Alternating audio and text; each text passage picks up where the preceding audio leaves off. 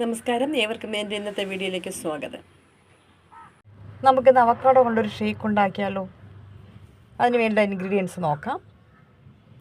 Avocado, പഴുത്ത avocado ആയിരിക്കണം കേട്ടോ, അല്ലെങ്കിൽ അത് പറ്റത്തില്ല. ഏലക്ക,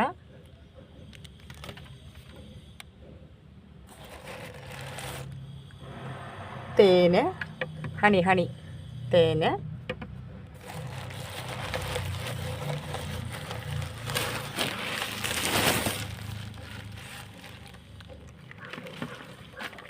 മിൽക്ക്. കണ്ടല്ലോ, അവക്കാഡോ ഷേക്ക് ഉണ്ടാക്കാൻ വേണ്ടിയിട്ട് പഴുത്ത അവക്കാഡോ വേണം, തേന് വേണം.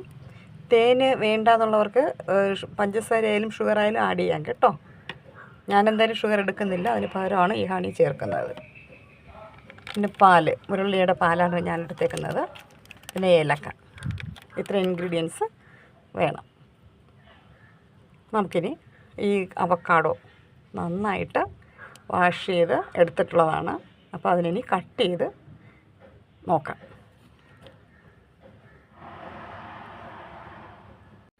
അവക്കാഡോ മിൽക്ക് ഷേക്കിൻ്റെ ഇൻഗ്രീഡിയൻസിനെ കുറിച്ച് പറയുന്ന സമയത്ത് ഹണിക്ക് പകരം നിങ്ങൾക്ക് ഷുഗറോ പഞ്ചസാരയോ എന്ന് പറഞ്ഞിട്ടുണ്ട്. അപ്പോൾ അത് പെട്ടെന്നങ്ങ് വന്നു പോയതാണ്. അപ്പോൾ നമുക്ക് എല്ലാവർക്കും അറിയാവുന്നൊരു കാര്യമാണ് പഞ്ചസാര തന്നെയാണ് ഷുഗർ എന്നുള്ളത് കേട്ടോ. ചെറിയ തെറ്റൊരു മിസ്റ്റേക്കൊക്കെ വരാൻ ശ്രമിക്കുക കേട്ടോ. ഇവിടെ മാംസളമായ ഭാഗം കണ്ടല്ലോ, അവക്കാഡോ കട്ട് ചെയ്ത് എടുത്തിട്ടുണ്ട്. അപ്പം അതിൻ്റെ സീഡ് കണ്ടോ, വലിയൊരു സീഡാണ് കേട്ടോ. നല്ല റൗണ്ട് ഷേപ്പിലുള്ള ഒരു സീഡാണിത്. കണ്ടല്ലോ, അതിൻ്റെ ഉൾഭാഗം കണ്ടല്ലോ, പൾപ്പ് കണ്ടോ, നല്ല ക്രീമി ആയിട്ടിരിക്കുന്നത്. ഇതിനെ ഒരു സ്പൂൺ ഉപയോഗിച്ച് ഇളക്കിയെടുക്കും.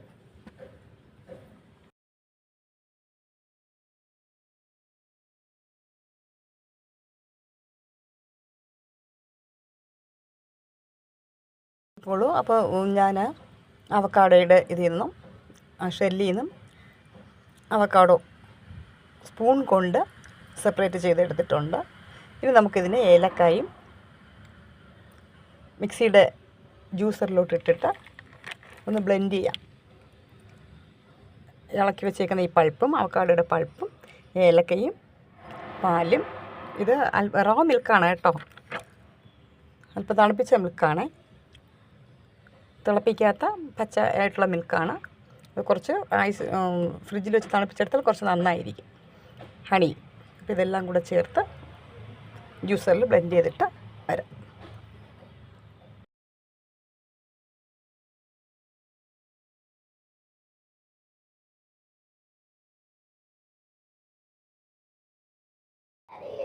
നമ്മുടെ അവക്കാഡോ ഷേക്ക് റെഡി ആയിട്ടുണ്ട്.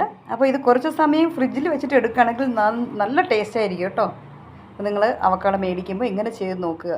നമുക്ക് ഡയറക്റ്റായിട്ട് കഴിക്കുന്നതിനേക്കാളും വളരെ ടേസ്റ്റി ആയിട്ട് ഇങ്ങനെ കഴിക്കാം.